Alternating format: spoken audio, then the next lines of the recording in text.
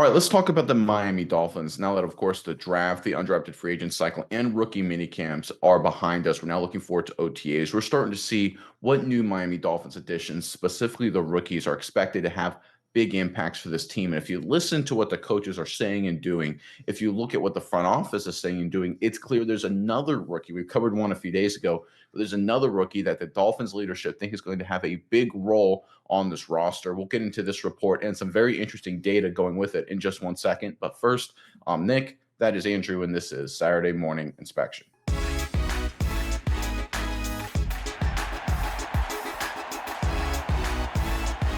All right, the Miami Dolphins sent a few, shockwaves. I'll say it like that throughout the NFL when they selected quarterback Quinn Ewers late in the NFL draft just a few weeks ago.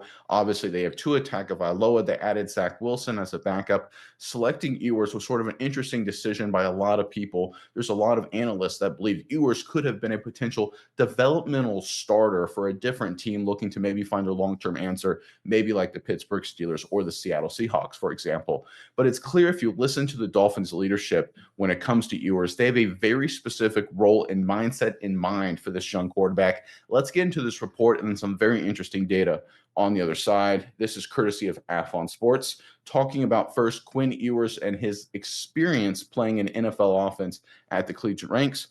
It's beneficial because you can evaluate a lot of nuances that you typically have to forecast, head coach Mike McDaniel said.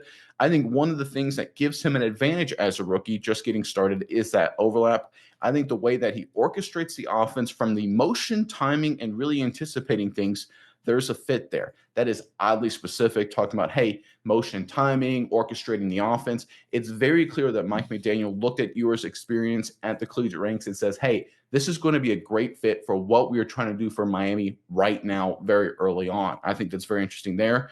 The report continues. GM Chris Gear went on to say, we've talked to Coach Sarkisian about him, and, Sark really likes and was high and was talking about him playing through the injuries last year, which affected his play a little bit, Greer said, but talked about his toughness, his mental toughness, pushing through with the injury, the expectations, all the pressure, with Manning there coming in. He loved his competitiveness and how he plays and how his teammates respond to him.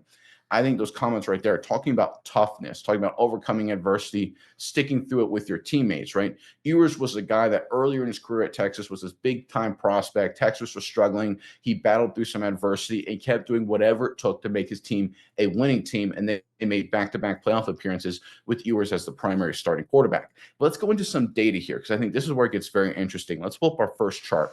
So this is comparing Tua's average time to throw in terms of his NFL time, right? Looking at what he's done since he joined the Miami Dolphins versus Quinn Ewers' average time to throw at the University of Texas. What's very interesting is that Tua started his career, his average time to throw was a little over 2.5, right? But going from 2022, starting at 2023, immediate dip. Significant dip, right? They've got great playmakers, right? They've got Tyreek Hill. They've got Jalen Waddle. They got great running backs. They've got an offensive-minded coach. They've got an offensive-minded team. But for whatever reason, I think we all know the reasons, to be totally honest, starting in 2023, Tua is all about hitting the check down. He's not hanging in the pocket. He's not giving his teammates a chance down the field with bigger throws, those intermediate things, hanging in the pocket, wait until the last second to give the guys a chance. He's getting rid of the ball a lot quicker. You can see it definitely begins in 2023. Quinn Ewers, on the other hand, his average time to throw as his team gets better goes up. He's dealing with injuries, right? After 2023, a lot of draft analysts said, hey, he could be a first-round prospect. With that in mind, you think maybe it's like, hey, I want to protect my body. I don't want to, take unnecessary hits. That's not Ewers' mindset. That's exactly what Chris Greer was saying, the Texas coaching staff was saying. He's like, he still is battling through for his teammates. He's hanging in the pocket, and we can see that by his average time to throw. It goes up. We can see Tua's goes down, Ewers goes up. I think that's very interesting. And when you look into this follow-on data sets, it really jumps off the page. So this next one here, this is Tua's average depth of target, how long his average target is down the field, scale to fit on the graph, versus the pressures faced. The average depth of target is in blue, the pressures faced is in red.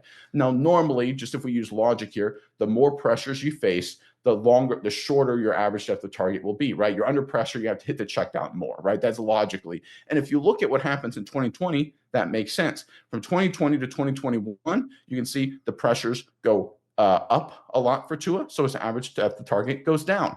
That makes sense. From 2021 to 2022, his pressures faced goes down, but his average depth of target goes up, right? He's under pressure less, so he throws the ball deep more down the field.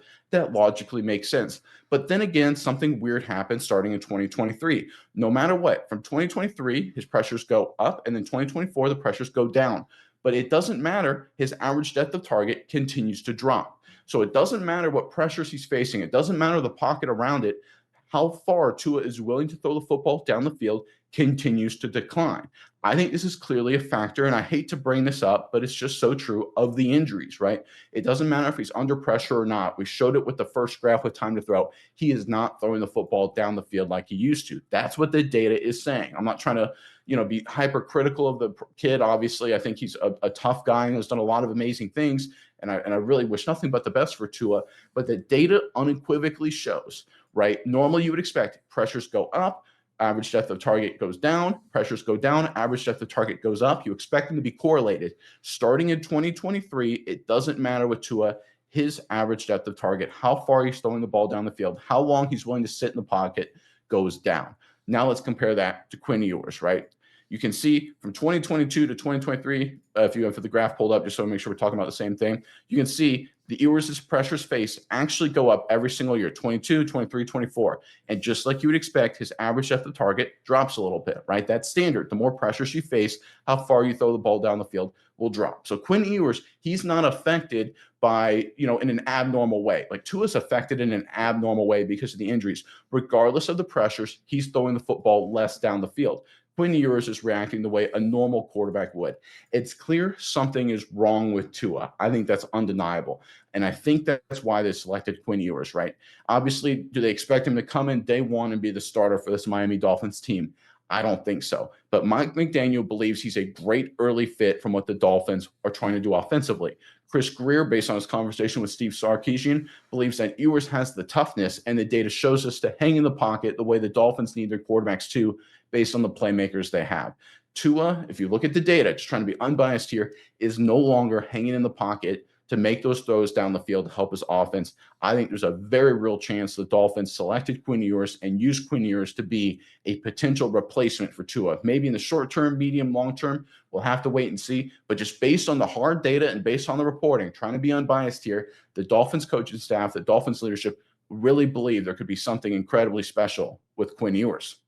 All right, Miles, I'm very curious what your thoughts are on all of this. Through a lot of data at you. But first, Dolphins fans, in the comment section below, give us your thoughts on the quarterback position, right? Do you think Tua is going to overcome the injury concerns and revert back to form? Do you think the Miami Dolphins should plan on replacing him? Just give us your thoughts overall on the quarterback position in Miami. Just let us know what you think in the comment section below. But Miles, over to you now. What are your thoughts on Quinn Ewers, Tua, and just everything with Miami Dolphins right now? So yeah, Nick, I think in this scenario, we're kind of using Ewers as the benchmark for Tua to show like what a good or a normal quarterback would be doing Right. in these circumstances. What a But tough quarterback would be, like what a guy exact who's hanging in the pocket would be. exactly, and I think one thing that I would say is when you're in a spot like Tua, obviously he's had a lot of injuries, had a lot of traumatic stuff happen on the field, but when you speed up your time to throw, when you shorten your average depth of target, you would think this is a quarterback who would be safer, who would be, more accurate, who would have less turnover worthy plays, so to speak, for Tua. And I think when you look through the data, that is something else that really jumped out at me here as I was scanning through while you're talking and seeing what else has changed about Tua is through 2022 and what he's done in these next few years. Starting in 2022, he had 19 turnover worthy plays. So that's like, average, let's say pre big time injury Tua when he was at his peak.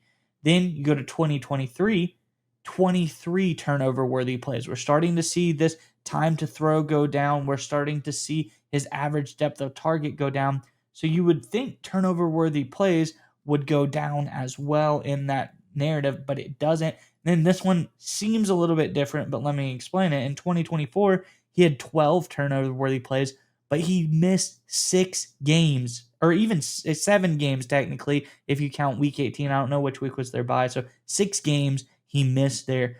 So it keeps going up. His turnover worthy plays keep going up. So Tua, as he got hurt, not only was his time to throw going down, was he getting the ball out faster, trying to get out of the situation, not only was his average depth of target shrinking, he was trying to get guys closer, getting the ball out quicker, not letting the play develop because this is a big play team. This is Devon Achane. This is Tyreek Hill. This is Jalen Waddle. These are guys that need time to run the route and open up and beat the defense with that speed. So he's doing them a disservice by rushing it at this point. It's not following what the offense wants to do. And then finally, you look at what happens. Okay, if he's doing all that, is he hitting the check down in a smart way? Is he getting the crossers in a smart way? Is he keeping the ball safe? No, his turnover worthy plays are going up and up and up. So I think when you look at this and when you see what's going on, it's like you said, something's going on with Tua. There's a mental block there. And these are things that are, I almost akin it to like the yips in baseball or something like that. It is something tough to get through. Will he be able to get through it? I don't know. It's something really hard to deal with. But I see when we look at Quinn Ewers, he's a guy that, let's go back to the good of Quinn Ewers. Sarkeesian, the things you hear about him. And I like one other thing that Ewers did really. He went on to talk about recently in a press conference how happy he was for Arch Manning, how he thought he was a really great player. Just seems like a good guy. This is a guy where he was battling, always on his heels. Arch Manning, always, anytime Quinn Ewers had a negative play, everyone's like, let's put in Arch Manning. A guy that he might have grown to resent somewhat. Ewers slides in the draft still, gets drafted, has all of this negative stuff around him, but he's still going, I'm really excited to see what Arch Manning does at Texas. I think he's going to be great, a fit here. So I think nothing really bothers Quinn Ewers. I don't think it's injuries. I don't think negative talk. I don't think having competition in the room really bothers Quinn Ewers. He's just a football guy that wants to go out and play football. So overall, I really like this move for the Dolphins as far as having Quinn Ewers in here. I think inevitably he'll probably end up taking over Tua unless Tua can get this mental block out of the way because it just shows Tua's not the same and he's been declining over the last few years. Maybe not statistically, but as you see the seasons go on, his play isn't nearly as good as it used to be.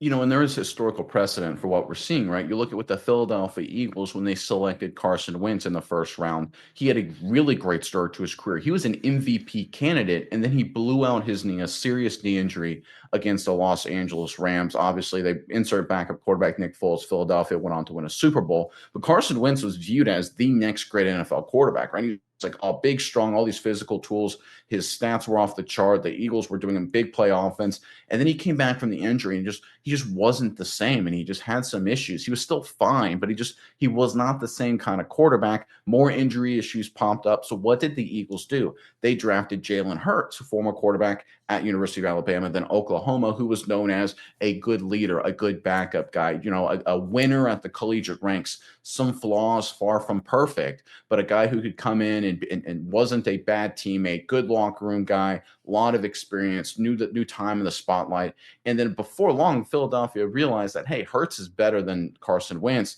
Carson Wentz, for whatever reason, could not return to form. I think the injuries did him in. He just lost confidence in his knees, and he just was never the same player. They put in Jalen Hurts, and he's went on to do great things for Philadelphia. I think this is very similar to that. Now, I'm not saying Quinn Ewers will be as good as Jalen Hurts, and I'm not saying Tua is going to fall off like Carson Wentz did, but we have to just looking at the data and just being objective here. And I think this is what the Dolphins coaching staff and the Dolphins leadership is saying. The trend is not Tua's friend right now. The advanced data, the stuff that really matters, shows a clear decline in Tua. And everyone, myself included, is rooting for him to revert back to form. Everybody wants to see that. But if you're the Dolphins leadership, you have to have a contingency plan in place. And they're following the Eagles model of getting a good teammate, good locker room guy, used to the spotlight, used to the attention. I love the report that you brought up, to bring in and be ready to slide in early on if needed, right? Zach Wilson has experience in the NFL, but let's be totally honest here, right? You don't want to necessarily roll with Zach Wilson as a long-term starter. Quinn Ewers could potentially be a long-term starter for the Miami Dolphins based on his experience, his pedigree, his fit in an NFL offense in college, his toughness, hanging in the pocket. He kind of fits a lot of what Miami needs, right? And we talked about it this offseason based on pretty much every single move the Dolphins have made. It's been about becoming tougher, it's becoming more physical, winning the line of scrimmage more. And Tua, based on his data, hasn't done as good a job being as, sticking in the pocket, just based on the analytics here. Look, some of the eye test says this too since the injuries. And if that continues to be a problem and continues to get worse, that's going to degrade the Dolphins as they try and change and become more physical, become more tough. I think right now the coaching staff in Miami realizes that. Give him credit. They brought in Quinn Ewers, who is the example. He's probably the toughest quarterback, most team-oriented quarterback in the entire NFL draft. It's clear the Dolphins coaching staff recognizes it. Ewers was a great fit. We'll have to wait and see how it all shakes out. And again, I know I've said this a bunch of times, but just to be very clear, no one is rooting against Tua. I think we're rooting for Tua as hard as anyone. He seems to be a great guy, just a great man, seems to have a lot of great things going for him.